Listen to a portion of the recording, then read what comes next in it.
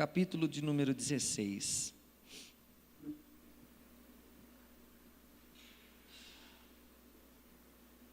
Tenho medo de algumas palavras da Bíblia. Essa daqui é uma delas. Evangelho de Lucas, capítulo de número 15. Eu falei capítulo 16? Falei? É 15, gente, vocês entenderam errado. Evangelho de Lucas, capítulo de número 15, verso de número 11, diz assim: E Jesus continuou: Certo homem tinha 2 filhos. O mais moço dele disse ao pai: Pai, me dá a minha parte dos bens, aquilo que me pertence. E o pai repartiu os bens entre os 2. Diga comigo assim: entre os 2. Verso de número 13: Poucos dias depois, o filho mais novo, ajuntando tudo, partiu para uma terra longínqua e distante, e ali desperdiçou todos os seus bens, vivendo dissolutamente, sem regra, sem cuidado, desmazeladamente. Verso de número 17 diz assim: Então, caindo em si, disse: Quantos trabalhadores do meu pai têm abundância de pão, e eu aqui, passando fome? Levantar-me-ei, irei ter com o meu pai, e dir-lhe-ei: Pai, pequei contra o céu e perante ti.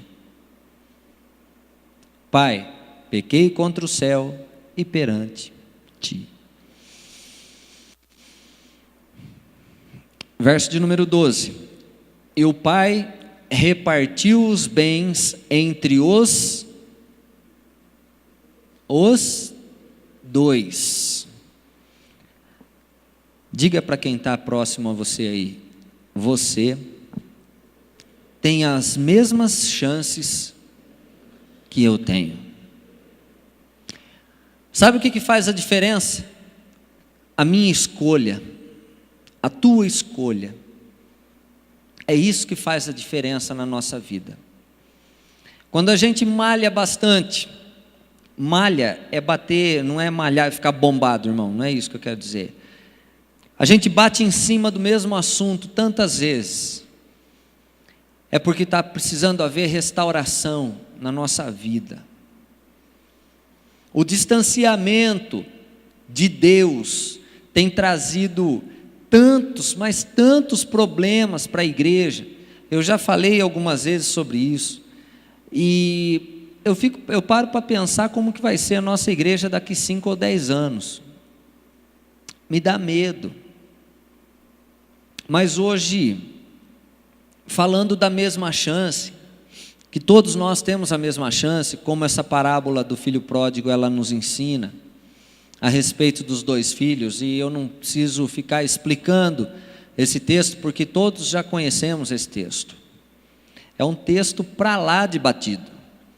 Mas quando o pai reparte os bens para os 2 filhos, ele dá a mesma chance para cada um. Para ambos. Um prefere ficar com o pai, pegou a sua parte, colocou talvez na caderneta de poupança, continuou trabalhando, estando em casa, ajudando o pai, servindo, sendo bênção aonde ele estava, e o outro caiu no mundão afora. Isso nos chama a atenção para a consciência de certo e errado. Isso nos chama a atenção, faz a gente parar para pensar de que forma nós temos administrado tudo aquilo que Deus confiou na nossa mão. Sabe o que Deus confiou na tua mão? Eu vou fazer uma lista aqui de um monte de coisa. Estou falando da sua vida, de você. Sabe o que Deus confiou na tua mão? Talento, beleza, simpatia, saúde, inteligência, vocação,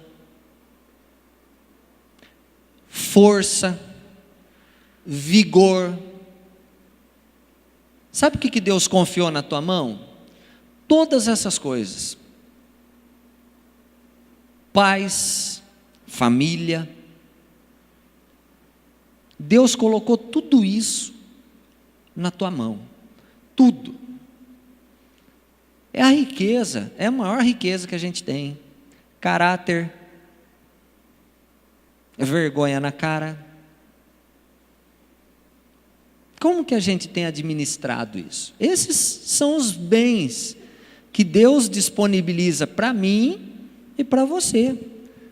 Todos nós temos as mesmas chances na vida. Eu sou menos favorecido. Vamos esquecer a síndrome de Gideão, lá de Juízes. Minha família é a mais pobre de toda a terra. Eu sou o mais simples de todos. Irmão, Deus não precisa da sua desculpa e nem da minha. Pequei porque a carne é fraca. Irmão, para. Não faz isso. Essa desculpa, ela é universal. Só não é do reino de Deus, mas é universal. Todo mundo dá a mesma desculpa, mas as chances que nos são dadas são as mesmas. Por que tem pessoas que não pecam? Ô louco, pastor. Tem gente que não peca o que você peca. Não comete os mesmos pecados que você. Por quê? Porque ele é melhor do que você? Não, porque ele administra de forma diferente a vida dele. Tem pessoas que se santificam mais? Sim. Por quê? Porque ele administra a vida dele de uma maneira diferente.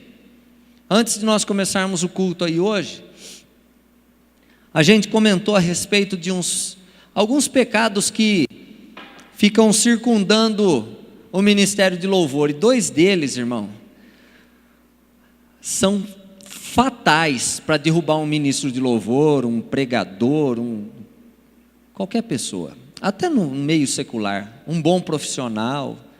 2 pecados são fantásticos: a vaidade e a prepotência.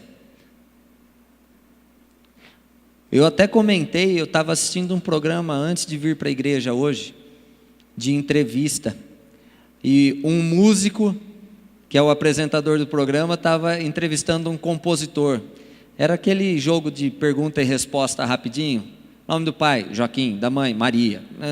Fulano, toma lá da cá, sabe? Aí, e o cara é músico e compositor, o que estava sendo entrevistado. E ele disse assim, o entrevistador disse assim para ele: um compositor. Ele falou assim: eu, sem falsa modéstia, eu. O cara bota fé no taco dele, meu. Ele falou: eu sou um excelente compositor. Ele fez o comercial dele. Eu fiquei pensando, por todos os lados, ou ele é muito prepotente, se acha, ou ele é muito autoconfiante. Não vou julgar, mas é bravo, hein, um cara fazer o comercial dele. Quem é você? Eu sou o cara. Chega para a menina: sou o cara que vai te fazer feliz pro resto da sua vida. Ah tá, Mazarope. Quem é você? Eu sou a mulher da sua vida, aquela que vai cozinhar a vida inteira para você. Aí ela frita um ovo, irmão, meu Deus do céu, com pintinho e tudo. Todos têm a mesma chance, todos nós temos as mesmas chances.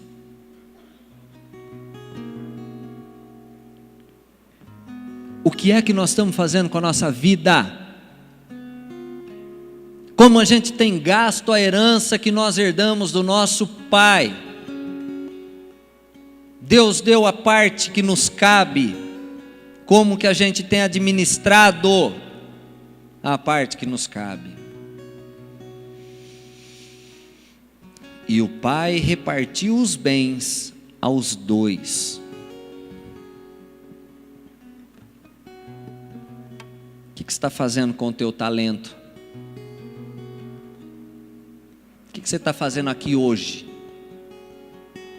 Vim marcar um encontro, pastor, no point da galera. Você mais uma garrafa PET jogada no mar. Um bigão, irmão, vazio, jogado no mar. Sabe o que é aquilo? É poluição. Não é poluição. Que lá é alguém que não tem sentido na vida.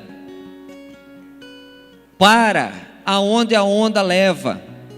Joga para cá, joga para lá, e vai para cá, e passa a tempestade, acalma o mar, fica boiando, de repente vem uma onda e vai jogando para lá de novo. Está vendo os dias passarem e estão passando rápido. E a vida se acabando. Outros se acabando na carreira de cocaína. Outros se acabando no crack. Outros se acabando com os pecados diante de um computador. Outros se acabando de todas as formas que vocês conhecem. E alguns, milhões e milhões, milhares e milhares, sabe que jeito que eles estão se acabando? Sem um ideal na vida. Esses estão se acabando. Lá no versículo, a partir do versículo 17 da sua Bíblia, narra o arrependimento do filho que saiu com a sua herança, torrou toda a grana dele, gastou tudo. Durango, tinha um pardal para dar água, não tinha um gato para puxar para o rabo, não tinha uma moeda, não tinha nada, acabou tudo.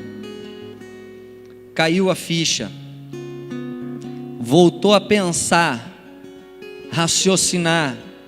Quando eu estava na casa do meu pai, eu tinha do bom e do melhor. Quando eu estava em casa, estava na boa, estava tranquilão. Poderia não ter tudo que eu quisesse, mas o necessário nunca faltou. Hoje, estou comendo comida de porco, diz o texto. E ele fala o seguinte: levantar-me-ei, irei ter com o meu pai.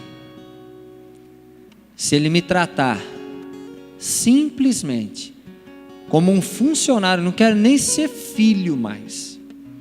Ele disse isso: eu abro mão do direito de herdar qualquer coisa, mas eu quero simplesmente estar na casa do meu pai.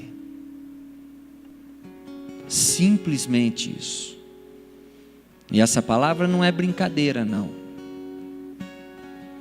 Agora há pouco eu falei que eu tenho medo desse texto. Tenho muito medo dessa palavra. Muito medo. Tenho muito medo de pregar essa palavra. As chances estão sendo oferecidas. Pegue a tua. Faça bom uso dela. Pegue a tua parte da herança. Não saia gastando. Não saia desgraçando a tua vida e nem a dos outros. Porque pessoas, quando estão perdidas, elas procuram levar outros consigo. Cheira aí junto comigo. Toma um golinho aqui. Quanto mais conseguirem arrebanhar, melhor. Essa é a visão do diabo, quando ele planta o pecado na vida de um jovem. Estou indo na igreja, porque se eu ficar em casa, meu pai não deixa eu sair depois. Pelo menos eu indo na igreja, depois meu pai deixa eu sair. Estou indo na igreja, porque o pastor fala até para os cotovelos. E aí, eu falo que terminou tarde o culto, ele não entra na internet para ver o batistapeder.com.org.br, ele não acompanha, porque ele não sabe mesmo, ele é quadrado. Aí, eu saio antes de acabar o culto, viro a esquina, subo na outra, desço naquela, tem uma árvore. E eu já percebi, já vi, a luz está queimada.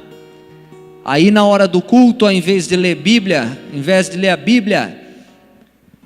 me espera embaixo da árvore. Está se afundando e afundando o outro. Está torrando a sua parte da herança e acabando com a herança do outro, da outra. Todos nós temos as mesmas chances. Cuidado com o que você vai fazer depois que você sair daqui de dentro hoje. Talvez seja a última vez. A gente não sabe o dia nem a hora. Dura essa palavra. É duro até para eu falar. Tome cuidado com a sua vida. Tome muito cuidado com a tua vida. É um baita de um alerta. É um baita de um alerta. Está querendo matar a gente do coração, pastor? Não. Estou querendo te livrar do fogo do inferno. O diabo está colocando tanta coisa à disposição da gente hoje. Tanta coisa. A gente não consegue ler um capítulo da Bíblia, mas consegue ficar 5 horas na frente de um desgraçado de um computador. Facebook. Estragão. Chama estragão, não é Instagram. Estragão. Está estragando a vida de um monte de gente, cara. Pessoas se expondo. Meninas, meninos se expondo.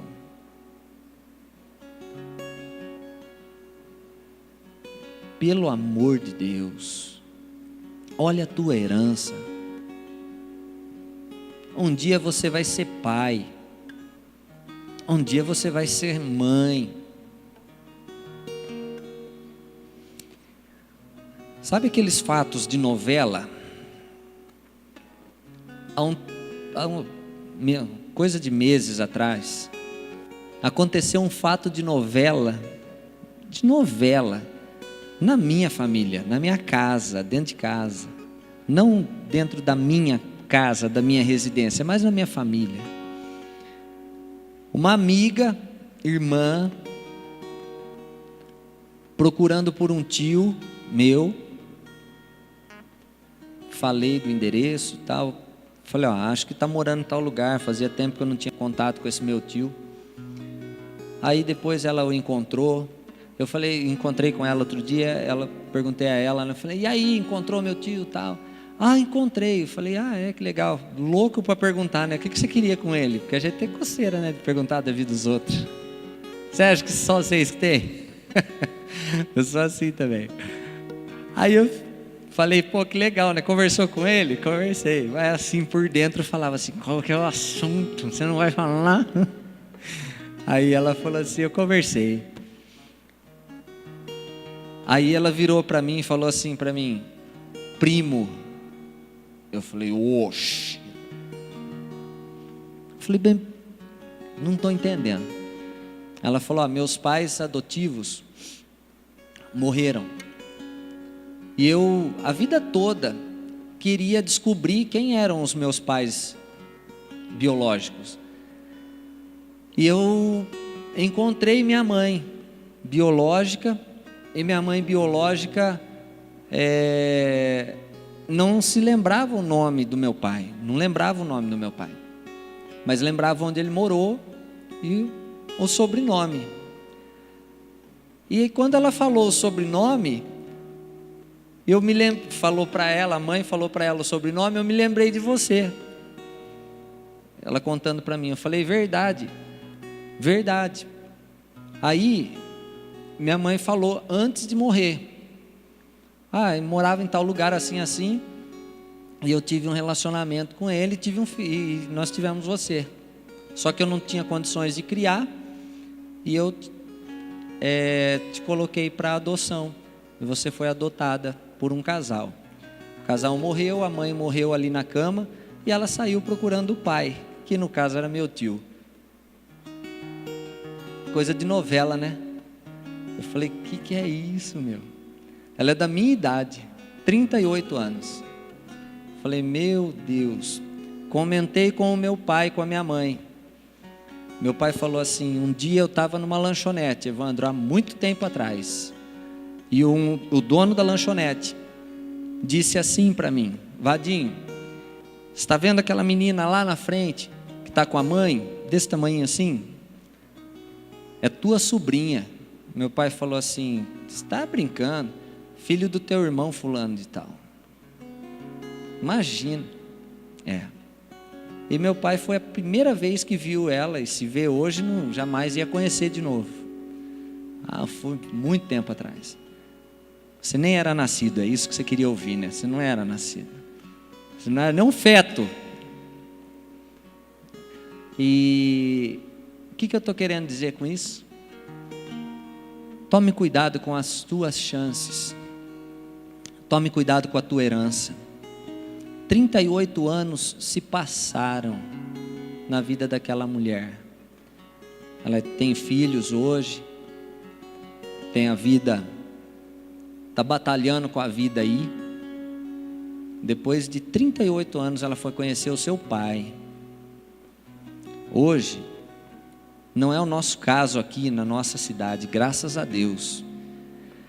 Mas por aí, talvez se você andar 15 quilômetros, 20, 50, 100 quilômetros, tem um monte de gente que nessa noite, hoje, vai engravidar num baile funk, vai engravidar nos cantinhos da vida aí, ou aqui dentro da nossa cidade, talvez até embaixo de uma árvore.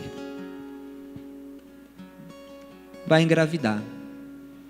E o camarada, quando descobrir, vai dar linha, vai vazar. E vai te largar com a barriga desse tamanho.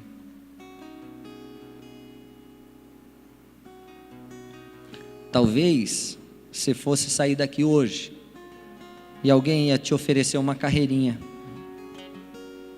Ia pegar aquele pozinho branco, separar com uma lâmina, dividir em dois, tirar o tubinho da caneta Bic e dar para você. Uma para mim, uma para você. Aí a gente fica doido. Ou um cachimbinho de crack. Cuida da tua vida. Presta atenção no que você vai fazer com a tua herança.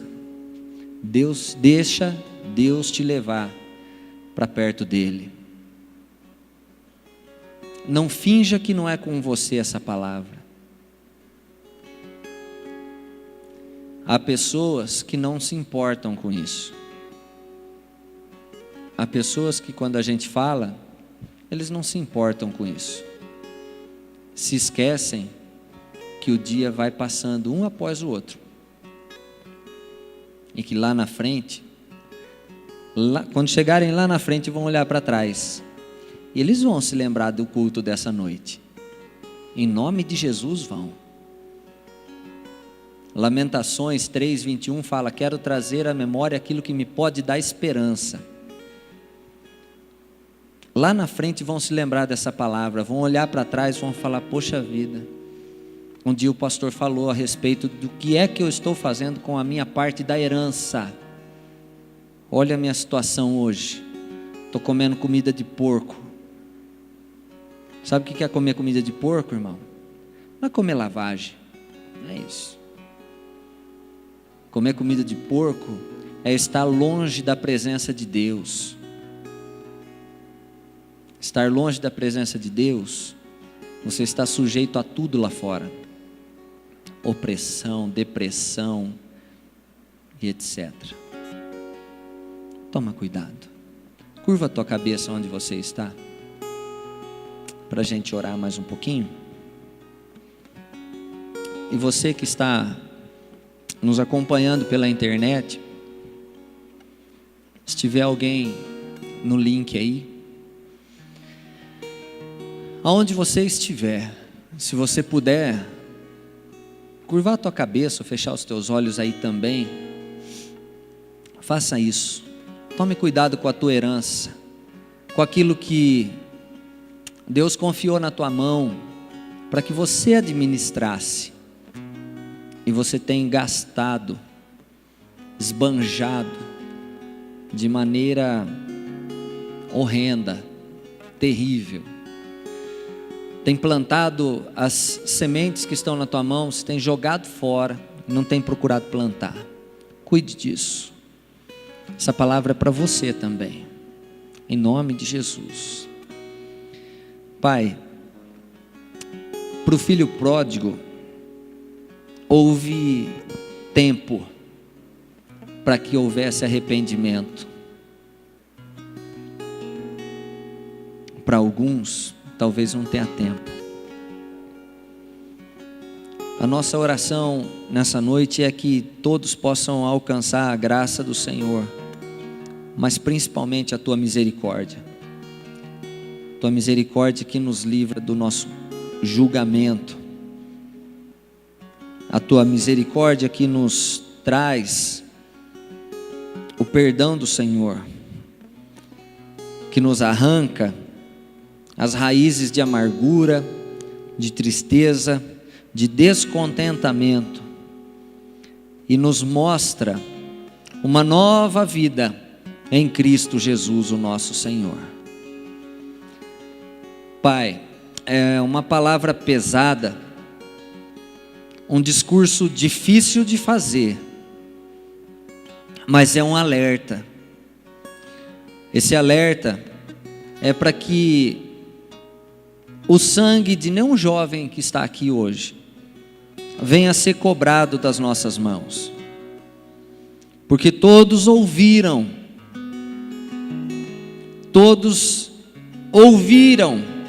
a tua palavra. O meu pedido como pastor desses jovens que estão aqui hoje é um só: que eles possam escolher a melhor parte, jamais sair da presença do Pai, permanecer na casa do Senhor, sem esbanjar a herança, mas plantando a boa semente e colhendo o bom fruto. Que o teu amor, Pai, alcance cada coração que está aqui nesse templo nessa noite, e os que estão nos acompanhando também através da transmissão na internet.